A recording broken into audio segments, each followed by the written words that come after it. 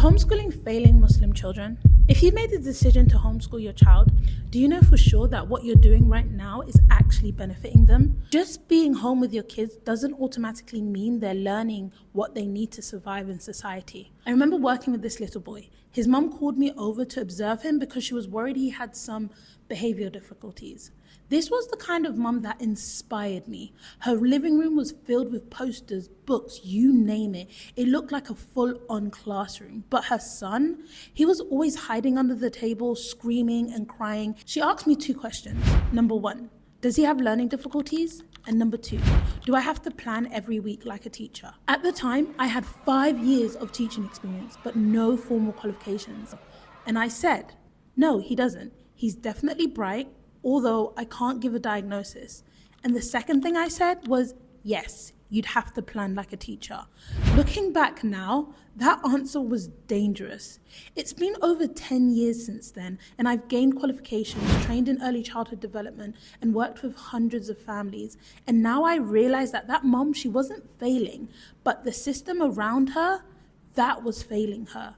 She didn't need to replicate school at home. She needed guidance and consistency. But there's still a big issue because everyone preaches guidance, but no one tells you this, that most of homeschooling is spent trying to figure it out.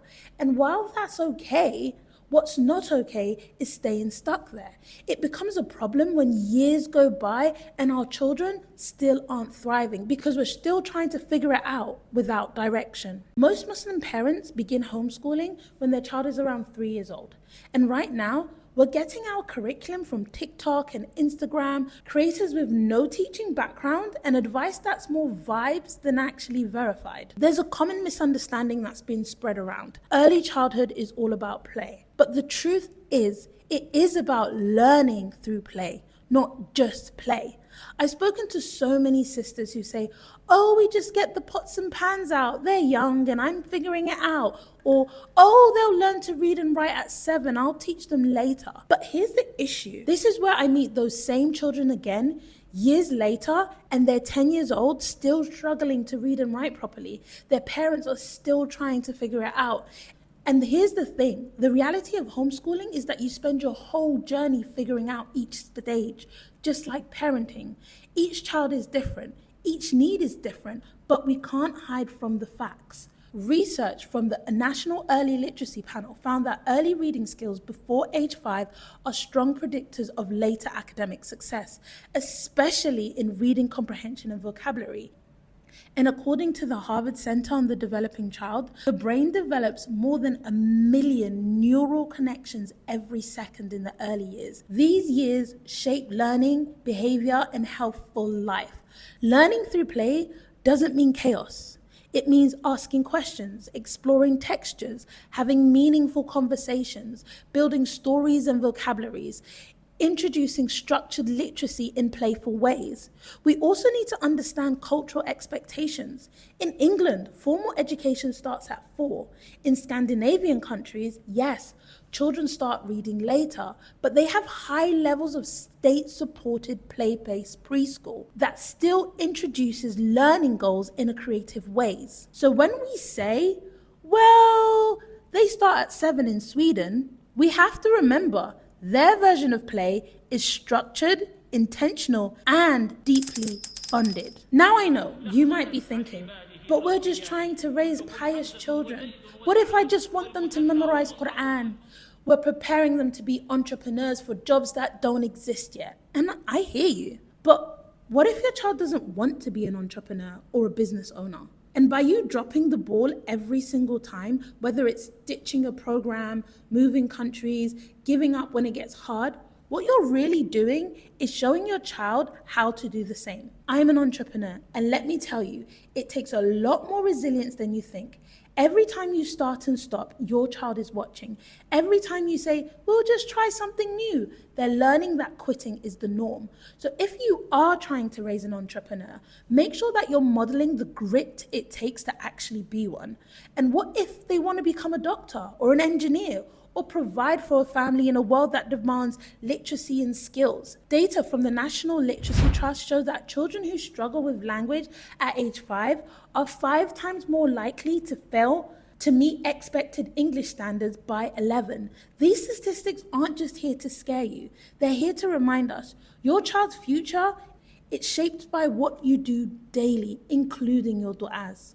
And if you still need proof that homeschooling, when done intentionally, works, let me tell you about a boy I used to teach. He has autism and couldn't get into any private schools, but his mother homeschooled him, focused on his unique strength, and connected him to opportunities. Today, he spoke on behalf of children with special needs, representing them to the mayor of Haringey. The school system failed him. His mum didn't. There's another girl, told by her school that she wouldn't get anywhere in life, but her mother poured into her cultural capital, arts, museum, learning that fit her. She recently received the Jack Petrie Award. And to be honest, she is one of the most articulate, insightful young women I've ever spoken to. So no, homeschooling isn't the issue. Lack of vision, support, and structure is. And we have the power to change that by the permission of Allah. Would you want to look back and realize that the only thing that held your child back was you not being informed enough? So what can you actually do? Here's what I recommend. Number 1, build cultural capital. Take them to museums, libraries, nature walks, farms. Let them engage in the world. Number 2, read to them daily. Even if they don't understand every word, books are brain food. Number 3, invest in a curriculum and commit to it for at least 1 year. Don't switch every few months. Give your child consistency. Number 4, use play with intention.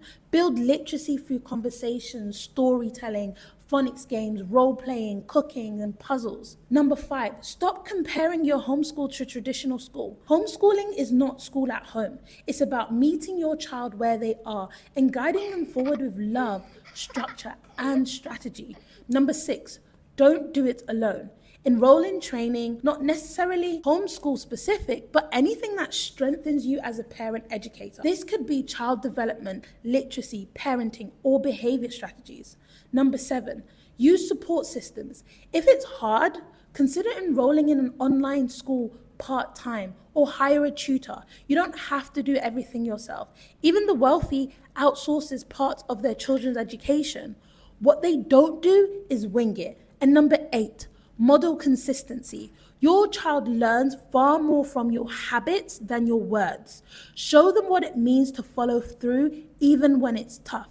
We assume that the wealthy just send their kids to private school, but what they really do is invest in support and connections, tutors, coaches, specialists, mentors, and the right friends. They don't figure it all out alone. They build a team, and we can do the same. We live in Muslim communities. Best thing about us is that we're not just doing it for the dunya, we're doing it for the akhirah as well. We all want what's best for our children in this life and the next. Don't feel like you failed. The fact that you're here, watching, listening, reflecting, shows you care deeply. Take it one day at a time. Learn alongside your child. And remember, the parents who are failing aren't the ones getting it wrong. It's the ones who aren't trying at all. You're trying. Start where you are, ukhti. Use what you have.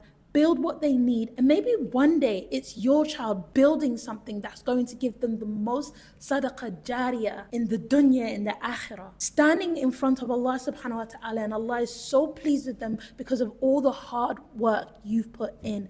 And it's not because you were perfect, but because you were intentional. If what I've said today has helped you in any way, leave a comment, because your comments motivate me to post more, to give more, to sacrifice more. I've also put in descriptions below some access to my resources, and I know we can do it, ukhti.